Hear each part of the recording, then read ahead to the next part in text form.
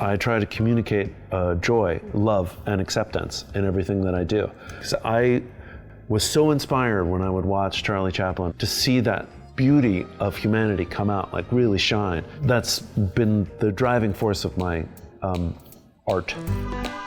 Now, from Funko Hollywood, it's time for Pop Talk! So Funko Fanatics, I am so wildly excited about our next guest for a multitude of reasons, having nothing to do with the fact that I am personally obsessed with Batman. But he is absolutely a star of screen and stage and just about everything in between. Please welcome Diedrich Bader. Hi everybody, how are you? I'm glad to be here. I'm exceptionally glad to have you. This is a big deal for me because I associate with Funko Pops having an enormous head. Same, bro. As a 5 head, I get it. I totally get it. Diedrich, we just kind of like to keep things cheap and cheerful here and have a little bit of fun as we're doing this. Sure. We are giving you an entire library of what we call Pop Yourself. Pop myself. You are welcome to either create yourself, create somebody else, an imaginary friend if you like, from everything you've got in front of you. Really, this is just a tactic on our part to make sure that you're distracted. So you absolutely answer all of my hot seat questions. So please feel free to get started. Yeah, sure. And he starts with a dog, of course. So good. I love that. Okay. Diedrich Bader. Yes. Virginia born. That's right. Raised in Paris, France. People always say like that I'm like in a Wes Anderson movie or something. Okay. I did. I mean, I was there. Okay. And then went back to North Carolina for high school. I went to Virginia for high school. Oh. And I went to college, if you can call it that. I went to an art school for in North Carolina. North Carolina School of the Arts. Okay. So between these 3.5 locations-ish. Yes. Of all of these places, where do you consider home to be? Home is where the heart is. Oh. Okay, so growing up then, who were your heroes, both fictional and in real life? My heroes were actors. Charlie Chaplin, Buster Keaton, also, oh my God, Peter Sellers, Obi-Wan Kenobi, Alec Guinness. Long before I saw Star Wars, I saw not Trimming the Family Tree. What's it called? The one where Kind Hearts and Coordinates. And I loved how he played a bunch of different characters. I also loved how Peter Sellers was completely different all the time. I love the sentiment and the physical comedy of Charlie Chaplin. I love the physical comedy, the precision of Buster Keaton, and I love the anarchy of Harpo Marx. So those were really my heroes. If I were to find somebody that I idolized, it would be probably Peter Sellers. People always ask me like why I try to do different characters all the time, like Lawrence or really any of the characters. I try to be different all the time because of him. He sort of cursed my career because I thought I was supposed to be different all the time. And what's fascinating about what I've learned as I get older, and I've learned this too late, is that what makes a star is that they are themselves so much. You can put them into any situation. Like Sean Connery, for example. That's why I'm growing this beard. I'm trying to go for the Zardoz look. Yeah. Going for the Zardoz look. We've got the bikini, by the way. Oh, do you? Yeah. So exciting. Because like he's in Highlander, where he plays not a Scotsman. He plays a Spanish guy. Yeah. And the Belgian actually asks him what haggis is. I mean, no, he asks the Belgian what haggis is. What is this thing called haggis? Well, haggis is when we take the intestines of the... And it's like, nobody's Scottish! Sheep's stomach stuffed with meat and barley. And what do you do with it? You eat it. How revolting. No, It's a long story for him. No, and I absolutely love that. If only because I am more interested, I think, in the latter version of what you've just described as a star. The version that can be a multitude of things to many different people, as opposed to just a stagnant person that's just stepping into a role constantly. It's one of the things I honestly most admire about your career. Oh, thank you. And as somebody who's followed a little bit for a while. Oh, how sweet. Thank you. I appreciate that. It's not so much. Is that why you wear the shirt? Yes, sir. I thought so. Yeah, you have displayed on screen such a breadth of humanity. Oh, thank you. And I do mean that in the most cheerful of ways, because so much of what you have done absolutely comes down to that pure signal of joy. Yes, I try to communicate joy, love, and acceptance in everything that I do. Wow. It is about finding the child in every character and bringing that joy to you, because I was so inspired when I would watch Charlie Chaplin, or just to see that beauty of humanity come out, like really shine. And that's been the driving force of my art. Well, consider the signal received. I know. I really love that. I'm very happy to hear that. Thank you. I'm glad it all kind of connected going there. So here at Funko, Yes. right, we sort of are known by character as being fun and community-centered. And Is it fun, really, though? And tongue-in-cheek. Yes, okay, good. So when a director hires you, Yeah. what would you describe as the Diedrich Bader experience? Well, I think when people work with me, they may be a little surprised about how serious I am about funny things. So I have a Rolodex for comedy. That's what Ryan Stiles called it, because I have seen so many movies, and I remember especially physical bits, but also timing of thousands and thousands and thousands of bits. And so when on the Drew Carey Show we would get like a script and there would be something, he would see me go off like this and he'd go, you're flipping through the Rolodex. Because I would think of like how different actors had done different things and then try to fit it up with how this would work within the context of that. And then it's sort of the calibration of it. I love that. I love that too. Yeah. It's interesting that you mentioned the Drew Carey Show, because that's my very next question. So thank you for that tee I'm glad I up. could see those from here. So again, many know you as Oswald from the Drew Carey Show. Yeah. But where would you personally plant the flag as that was my break? Was it Drew Carey? Was it something before? Maybe after? Yeah, I'd say it was probably Drew Carey Show. Yeah, I mean, I did the Beverly Hillbillies before that, and I think Drew saw the Beverly Hillbillies and made out with his girlfriend during the movie, and so he started positive laughing. association, yeah. He started laughing when I walked in, and just because of that, and the executives at Warner Brothers were like, "Oh, Drew likes him," and yeah, I mean, I think. You know what's fascinating, looking back, as I often do, because I'm in my own biopic, so this is a flashback. I wanted to get off the Drew Carey Show. I didn't want to be on the Drew Carey Show. I only auditioned for it to drive up the price of another pilot, and then I didn't get that other pilot. And then I was like, I called my agent and I was like, what the hell? I don't even know who Drew is. Like, who is this guy? And he goes, he's a stand-up. He's doing really well. I was like, I don't know. and then we shot the pilot. I was happy, kind of, because that was my second pilot of the year. Yeah. I had done one with Margaret Cho about 3 weeks earlier. And then it got picked up and I was like, oh my God. Now I'm going to be on this show. I'm thinking back on it, like, what? I was so spoiled. Like, I don't know what I was thinking. Like, I'll just do another show, or I don't even know what I was doing. And the first year of the show, I didn't want to be on the show. And then I tried to get off the show. They wouldn't let me off the show. Thank God.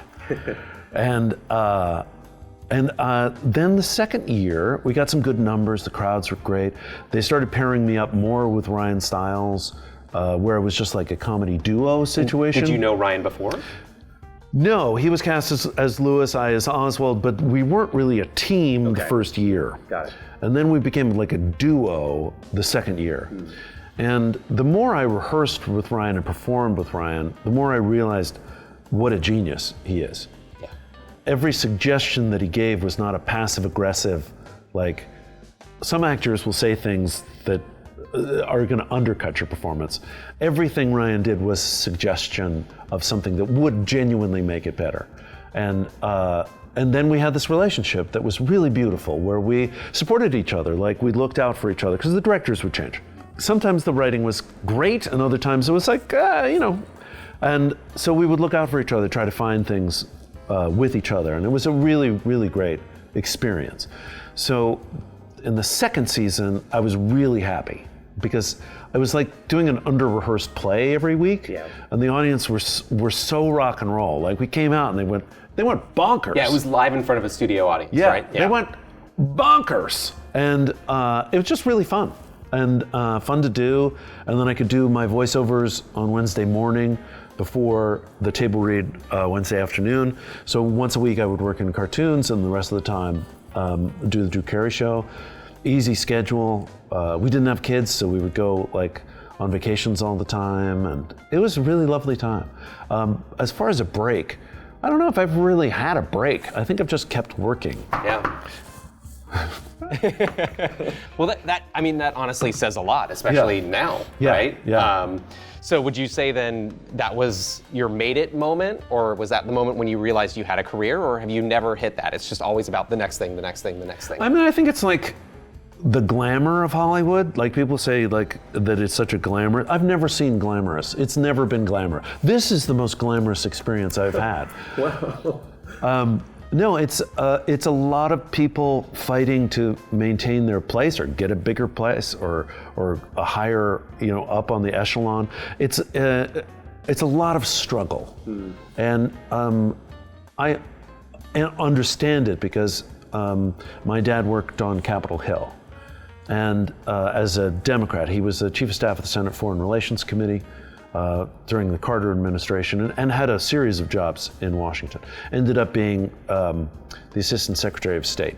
I know about the shifting sands. So you're in a Democratic administration, you're going to do very well. If you're in a Republican administration, you're not going to do so well. When you have a great job, everybody loves you. When you have a lesser job, less people love you. Sure. My dad called it the magic hat. So when you have the magic hat, everybody loves you. Yeah. But it's not you. It's the hat. Yeah. They love the hat. And other people can wear it. Someday it's going to be somebody else's hat. That's right. So when I'm wearing the hat, I really enjoy the hell out of it. But when I'm not wearing the hat, I realize, okay, that's all right. I may get the hat back. And that has helped me through my career not to take it too seriously, to enjoy myself. So just keep in mind, it's just the hat. Yeah. This is my first pop. I'm David Allen Greer at Funko Hollywood, and I'm about to pop myself. Watch this. Let us see. Skin color, chocolatey brown. Well, I guess it's not hard to tell you, no hair. I do have glasses. Well, it looks like a bottle of poison, i.e. liquor. So I chose 2 of those. Well, wait a minute. Don't miss out on buddies. This is kind of like my dog. Daggeroni, baby. I can't wait. It's like a mini me being recreated. Here it is. Ah! Gently, that's me. You guys should pop yourselves. Better yet, pop your family. Or better still, pop your enemies. Then you can take the pop and torture it. That's crazy. I love it.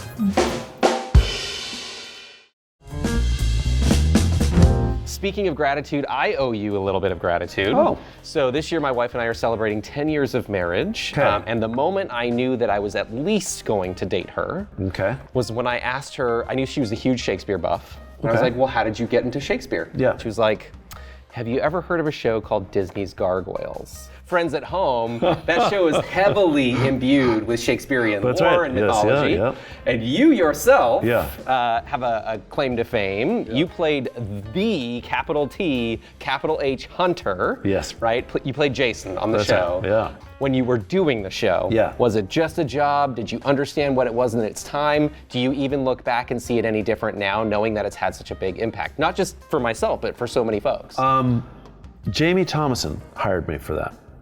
And that was the beginning of my voiceover career. My voiceover career is the most fun I have in show business. Yeah. So I am deeply indebted to that show and Jamie, this guy over here, who also was the publicist of that show. Right, Carrey? Yeah. So I have a lot of great associations with that show. I had just gotten back from Scotland with my then girlfriend and now wife. So my Scottish accent was not bad. It wasn't. It wasn't bad. But that was the beginning of my career. And Jamie recommended me to other casting directors, including Andrea Romano, the legend. Yeah, the legend. And really got me started. And I am deeply, deeply grateful for that show.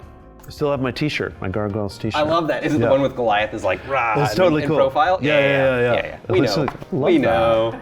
Love that. Okay, so would you want to see Gargoyles come back? I mean, there has been some chitter chatter about a potential movie, maybe tied to like the Monkey Paw guys. Yeah.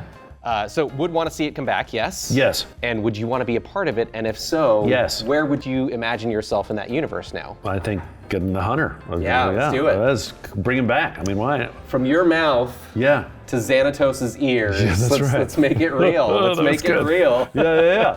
I would love that. But I do want to talk about Batman, Yeah. right? Yeah, of course. Because you have played a multitude of different Batman for almost more than a decade now. Sure. Um, Best So- part ever, ladies and gentlemen. let's talk about it. Backstory. Come on.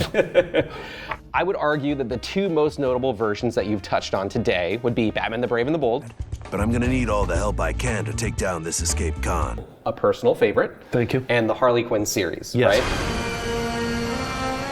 Put me down for the fish. So what would you say delineates those two versions of the characters and ultimately your performance? Well, the demographic of Batman Brave and the Bold is different, obviously, than Harley Quinn. For those that are unaware, Batman Brave and the Bold pairs up Batman with different superheroes, and then rather than just using the Rogues Gallery, really goes deep into the lexicon of bad guys in the DC universe and pulls these guys out, which is a lot of what like James Gunn is doing now with, and God bless him. Yeah, absolutely. But yeah, Batman Brave and the Bold was essentially that. But the demographic was, kids and obviously comic book fans, but kids from 9 to 15. Yeah, me. Yeah. Oh yeah. Okay, great. And then Harley Quinn is a grown-up show. Yeah. So anytime you approach that, you have to know what your audience is. If you're doing a kids show, you have to cater your readings so that kids would get it. So it's dry sense of humor, but you spike it just a little, just to make sure. One of the frustrating things about doing Batman Brave and the Bold, and there was only one thing that was frustrating, was that I mostly set up people. And I was used to, on the Drew Carey Show and other comedies, having the comedy. So Drew would set everybody else up. Which he would tease us relentlessly about, like just tossing softball over softball, over the plate. But yeah, so the difference is like just slight darkness that comes into Harlequin. Also, my voice is slightly different because I'm older now, and he's very paternal to Harlequin. And with Brave and the Bold, it was more of a partnership. Yeah. So one of the things that I really loved about what they've discovered with Harley Quinn is that fatherly feeling that he has towards Harley, because he really believes in her. He wants to bring her back, he wants to rehabilitate her, as opposed to the Joker, who he just hates. Yeah. Let's face it. Yeah. So that's the little bit of the difference. Great writing on both shows. Absolutely. So it's very easy to play if the writing is good. Sure. And that's what makes it fun. And it is the greatest part. Because of the backstory, because he is all of us. If we had $1 billion, he trains himself relentlessly, and it's more than just revenge on the world. He wants to bring his fullest self and help. Do you think that's the element of the character that transcends generations? Yeah, I think anybody with superpowers in some way alienates the audience. I think we all can look up to Batman and think, if I had the training and $1 billion, I could be Batman. That's why, I bought the cowl and I solve crimes from my neighborhood. Yeah, same. Yeah, really? Oh, great. We should team up sometime. There can be only one. Oh, sorry, no, I didn't say that. Yeah. Well then, on that note, what do you feel like you, Diedrich Bader, have added to the mythology of Batman? Oh, wow. That's a deep question. I'll say that actually a panel that Gary ran at Comic-Con when Brave and the Bold first came out, this is more of like James Tucker's responsibility and not mine, is to bring a sense of humor back to Batman. Yeah. Our first Comic-Con was tough because people were really loving the Dark Knight idea and had sort of relegated Adam's Batman to camp rather than fun. And I mean, camp and fun, it's a great area, but it really had been relegated to camp. And so Brave and the Bold, we tried to bring back a sense of humor. I mean, I had one fan stand up. I mean, they were really hostile to me they were like, how can Lawrence be Batman? And I was like, well, I mean, you're just gonna have to watch. Yeah. And either it will work for you or it's not gonna work for you. But Batman's allowed to have a sense of humor. It's a comic. Yeah. I would argue, so as somebody who grew up on the 66 stuff in syndication, right. Transitioned, of course, into Batman the Animated Series. Yes. I remember that Comic-Con. Yeah. Yeah, distinctly, cool. right? Because my mom used to drop us off in front of the convention center. Back when you could still buy a ticket day of. Sure. Right? But no, I distinctly remember that Comic-Con. I remember the banner being unveiled on one of the hotels or so. Yeah. And Huge in that moment, banner. it was like Brave and the Bold gave us permission as fans, and Batman fans specifically, to have that fun again. Yeah. Right? Like seeing Blue Beetle and Plastic Man and Red Tornado on the marquee. Yeah. Right. You knew it was going to be fun. Yeah. You knew it was going to be a good time. Yeah. Yeah. So again, I'm going to, not to get too deep here and highfalutin, but I don't think it works without you. Thank you. And I think that lightheartedness and that joy, while still being through the filter of Bruce Wayne and all the trauma and all the pain, but that sort of mentorly-like authenticity that comes through in the performance of the character, that's all you. Thank you. So thank you for that show, legitimately. legitimately. I loved that was a really great show. Yeah. If anything, people always ask me if I could revisit any part or do another a show, it would be that. I would love to do a Batman Brave and the Bold, either another series or like an animated movie or something like that. I mean, obviously for Max, but not for theatrical release, but something like that. I would love to do that. And I think there's an audience for that. Friends get noisy about that online. I please. personally and selfishly want to see that. Okay, so Diedrich, few have played the role of Batman. Yeah. Is there, I don't know if you're allowed to say, but is there a secret fraternity of Batman? And if so, what does the velvet robe look like and what are the perks? Well, there's one cave. Okay. And so, it's like a timeshare? Yeah, it's a timeshare situation. I've been lucky enough to be friends with two great Batmen, Kevin Conroy and Adam. Both unfortunately gone. Yeah. But it's a very small group, and they were my two favorite Batman. Will was obviously great too. There are lots of great Batman, but those are my two favorite. Yeah. And the fact that I got to work with both of them and really get to know both of them is a total joy. The first show that I really loved when I came to America was Batman. The 66 series. The 66 series showed on Channel 20 out of Washington, D.C. And I loved it. Yeah. Because what's crazy? It's a little like an airplane, like you want the plane to land. Yeah. And it's just a vehicle for jokes, everybody. But somehow, like, you hope everybody lives and that they land. It's like that. Batman is so funny all the way through, but you still want Batman to succeed. Yeah. And it works as a show, which is it's like alchemy. It's just beautiful that they can pull that off. Adam was great. I mean, he both took it seriously and knew it was a joke. Yeah. So it's a brilliant performance. I loved him. And then Kevin, he is the ultimate Batman. Let's face it. Sure. Batman the Animated Series is beyond just breaking all the boundaries of what animation could do and bringing an audience that hadn't watched cartoons in a very long time or given them up as kids and now as grown-ups you could actually watch Batman the Animated Series. He is that guy because his performance was that good. Bruce Timm's, of course, is an incredible creator, and the show was great, but it had the anchor of Kevin. So needed that gravitas. He's an incredible performer. So sometimes, like, Kevin and I would talk about being Batman. Yeah. Sure. Yeah.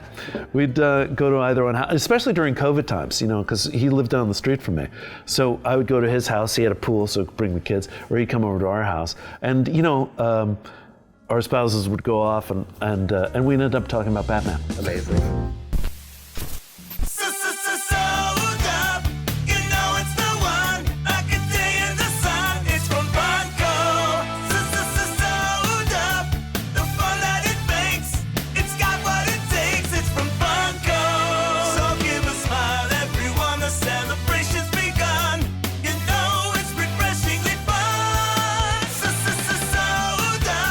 Funko Soda.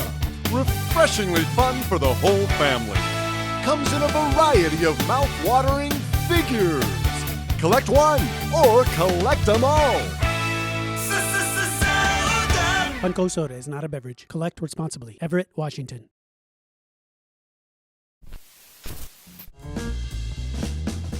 IMDb describes your trademark as, quote, a husky baritone voice. A husky baritone voice. Where do they get that? Do you think that's fair? And if it is or isn't, and you could write your own version of that section, what would it be? Or did you write husky baritone voice? No, I didn't write any of that. I don't know what I would say my comedic approach is a lightheartedness. My father-in-law once described me as a light comedian. Okay. And I sort of like that. Yeah. I think the thing that's defined it more than anything is that I try to change all the time, and I don't like being defined. I like moving and I like changing. So I'd say that would be my signature more than anything. But I love the husky voice. I mean, bring some people in. All right, let's do some fast fire questions. Okay. Cool? Yeah. So Diedrich. Yes. Very seriously. Okay. Funko is a collectibles company. Yes. Do you collect anything? I collect tramp art frames. Tramp art frames. Please I explain. do. Tramp art frames are a multi-layered frame that started off in the Schwarzwald in the Black Forest in southern Germany. They were called tramp art frames because German itinerant Germans would come to your house. And they would have like this little cart and you would show them a picture, and then they would build a frame for you in front of you. And they would use cigar boxes, and then they would like carve out notches of it and layer them.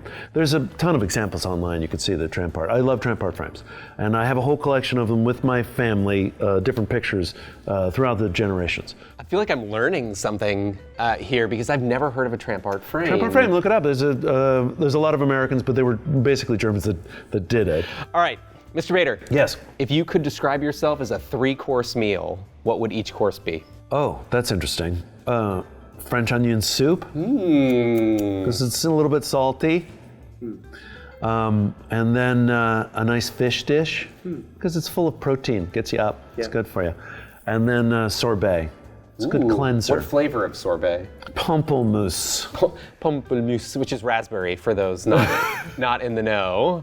Okay, that's interesting because I actually do have a question here that asks ice cream sorbet, or frozen yogurt, and you're a sorbet man. I'm a sorbet guy because I was allergic to milk when I was a kid, so never developed a taste for it. Okay, we'll take it.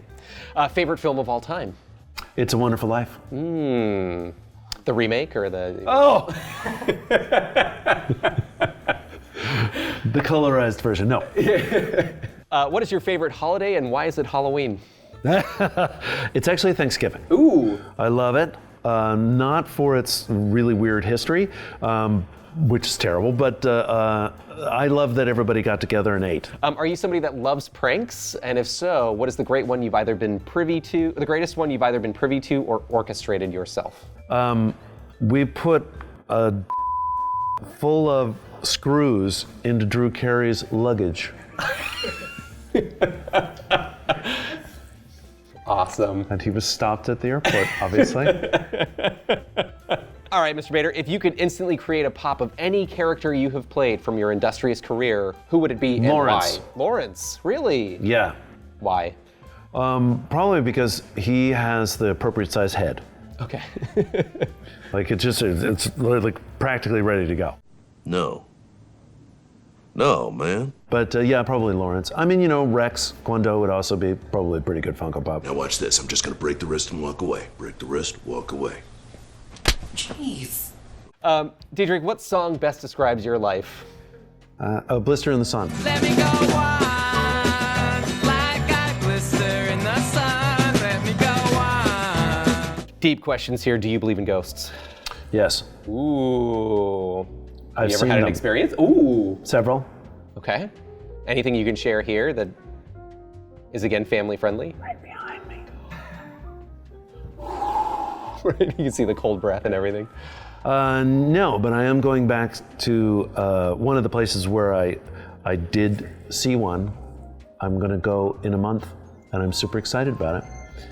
And it's calling me. It's calling me now. Papa? Yeah, and a friend of mine lives in the most haunted house in the world, in Alexandria, Virginia. It was a Civil War hospital. Sure. And, I'm gonna lay anchor at a Civil War hospital. yeah, Good night. And his room was so soaked with blood that they had to put floorboards on top of the original floor, but they didn't pull up the blood-stained floor. Is this something your friend knew at the time of purchase? He didn't buy it; it was his parents. Okay. It was on great sale. Yeah, clearly. Yeah. Fantastic. $1. No, but it's super haunted. Yeah. Yeah, great garden though, because they used to toss body parts out into the window. Lots of things to grow. So much protein. So much nutrients. Yeah, in they that just have to soil. turn it over. Yeah, just Bone meal in there. throw another body. You bet. Mhm. Yeah, love it. What is something you wish your fans knew more about you? I don't know, because I think I share so much on Twitter. Like I'm tweeting right now, even as I think about it, I'm tweeting. So I feel like my fans know a lot. But I would encourage them to look at my Instagram because it's just pictures of flowers from my garden. And I would hope that it could bring someone peace. What is the first music you bought with your own money? I bought a Little Feat album, and it has Dallas Alice, sailing shoes. Fine, you gotta put on your sailing shoes. If you could master a musical instrument in minutes, which one Cello. would it be? Cello. I love that answer. How come? You just like that husky baritone sound? It's such a beautiful sound. Yeah. It's really lovely. And also, I recently found a book that I filled out when I was 4, Dr. Seuss. It's like All About You or something like that. And you have to fill out what you want to be in your life and what you want to do. And the musical instrument that I answered to that was cello. Like if I want to play an instrument, it's cello. So I'm just bringing it all back in. Again, this is part of my biopic. You're like the bridge of the biopic. We're trying. We're trying yeah. here. So that if you could have anybody play you in the documentary of your life, anybody living or past, who would it be? The Rock. Dwayne "The Rock" Johnson. Yeah, absolutely. Okay, I love that. 'Cause Lots it's of people kind of a compare me to physical him. match. Yeah, it's so close. Diedrich, this is something that we like to ask a lot of our friends of Funko that have been popped in one way, shape, or another as characters that you've played, again, in that incredible, industrious career. Yeah. So I've got an example of Batman here. Yes. I've got Trapjaw, which you versed in Motu Revelation, if I'm not mistaken. That's right. And we've got Kraven the Hunter from Spider-Man. Kraven the Hunter. So Diedrich Bader, what is it like to be popped? Probably the greatest experience of my life. I'd like to thank the Funko Pop. I love it. Being an action figure is like one of the greatest things. You can play with this action figure. I mean, it's really fun. As a kid, you're like, oh, what if I were one? And now I'm 3. Probably more if we go into the full catalog of stuff. And someday you guys are going to do the Lawrence. Yes, Batman Brave and the Bold. Love it. Yeah, those we are my actually colors. have this guy as a giant statue here in the Hall of Justice. In No Funko kidding, Hall. really? Yeah, we should go by and We should take a picture. We Yeah, should tweet let's the do it. hell out of that. I love that. So Diedrich, I would like to take a hot minute here to talk about your creations, the creations that you made. I don't think they're particularly original. So can you tell us who these people are? Are they anybody in particular or just new friends? This is Ted. He's the creepy kid that lives next door. Seems like he should have moved out a long time ago. He's still there. We call him a kid, but he's really 42. Yeah. So this is Janice. Enough said, right? Yeah. And this is my best friend, Sarah. She plays records a lot, and she's really cool. Yeah, that is really cool. Yeah. Friends, again, I am He died! No! Janice! I know. We knew so we much didn't about lose the you. creepy one. He's all right. Of course, he's all right. Indeed. Well, friends, I am Jason JJ Biscuits Bischoff here at Funko Hollywood. Again, it has absolutely been my great honor to have the man, the myth, the legend, and certainly the Hammers of Justice himself, Mr. Diedrich Bader. Give it up for Diedrich Bader! Thank you, everybody. Thanks. I'd like to thank the enormous audience here.